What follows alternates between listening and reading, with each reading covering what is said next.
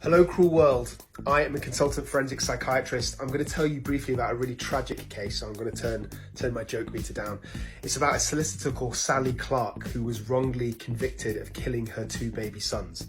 So she was convicted in 1999, and this was on the back of an expert witness, which is something that I am. He's a paediatrician and he's called Professor Sir Roy Meadow. And he suggested that Sally Clark had intentionally smothered his baby because he said the diagnosis of SIDS, which is sudden infant death syndrome, is really rare.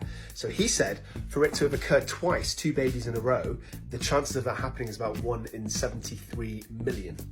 Whereas what he didn't take into account was common factors. So there might be genetic factors that makes the two boys who are brothers obviously more susceptible to cot death, which is the other name for SIDS.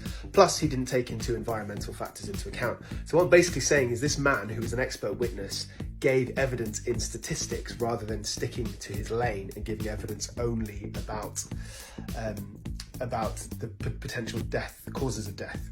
And because of that, she was wrongly convicted. He got a lot of flack. A lot of people criticised him for giving evidence outside of his lane. Then she eventually got retried and she was found innocent. So this woman actually spent years in jail, eventually left, and then tragically, her relationship broke down. She was separated from another child while she was in prison.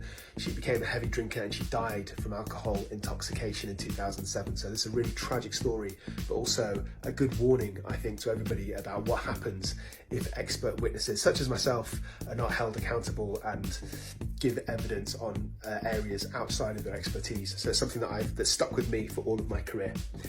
Anyway, if you're interested in any of this, so that's true crime, and if you like it with a twist of psychiatry, I've done a whole video on Sally Clark and I deep dive into the case, into this tragic case.